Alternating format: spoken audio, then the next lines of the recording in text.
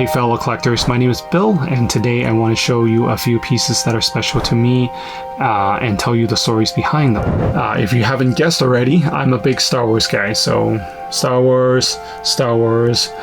So naturally I'm going to show you some Star Wars stuff, and the first piece I want to show you is also Star Wars. This is the 1999 Lego Land Speeder. Comes with Luke and an Obi-Wan minifigure, and this guy is the guy that started it all. A big Lego collection was spawned, a big Star Wars collection was spawned, and it's all thanks to this guy. Now, I've had other Lego and Star Wars pieces before this one, but this was my very first self-purchase piece, and this guy was the guy that made me realize I am a collector, and a toy collector for that matter, so this will always have a special place in my collection. And while on the subject of Lego, I want to tell you how much I love Lego, and particularly Lego minifigures. I think they're pretty unique, lots of playability, despite being only like 3 or 4 or 5 pieces. And I want to show you my favorite minifigure, and it's the one and only Deadpool. Now, I'm not a big Deadpool guy, but this is the only officially licensed Deadpool minifigure Lego has ever released, so yeah, it's pretty cool. The next piece I want to show you, of course, is another Star Wars piece, and it's this guy right here. M.A.S.K, Starkiller. Now, this guy is special to me not only because I love the games and love the story behind Starkiller, but it's really because he reignited my collecting passion.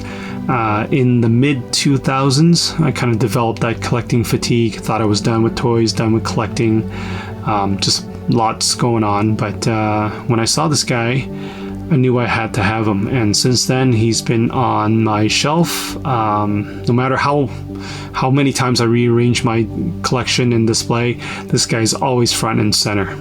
I just love him. So the last piece I want to show you is my favorite figure of all time, but I can't actually show it to you because I don't own it anymore. So instead I'm going to show you a couple recent purchases that are basically served as gap fillers until I can reacquire this figure, and at the same time tell you a story about me and G1 Power Master Optimus Prime.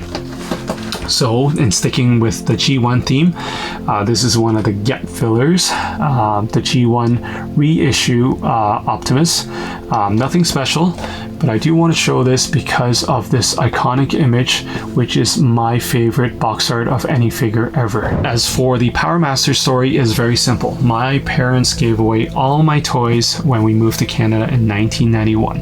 Yes, I haven't owned this figure since 1991, but it's still my favorite. Now, along with my entire collection, which consists of He-Man, Joes, M.A.S.K, Turtles, Ghostbusters, you name it, they gave it away. And of course my entire Transformers collection. So I had this massive Transformers void, but I never really thought anything of it until 1999 when I re-encountered the Power Masters Prime at my buddy's house, full, complete, and he let me play with it. It was then and there that I realized it was my favorite piece, it was my favorite action figure, it's my favorite toy ever, and nothing's come close since. I don't think anything will come close in terms of how high that piece is for me. So with my very first paycheck, I went and bought some Transformers.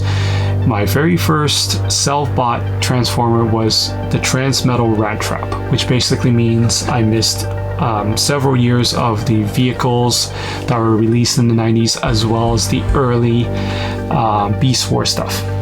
Another figure that I really wanted for a long time was the Optimus Primal and the original Gorilla. Now I have the Transmetal one, it's still not the same. I wanted the original Gorilla. So I was very ecstatic to find out that for the War of Cybertron Kingdom line, they release Optimus Primal.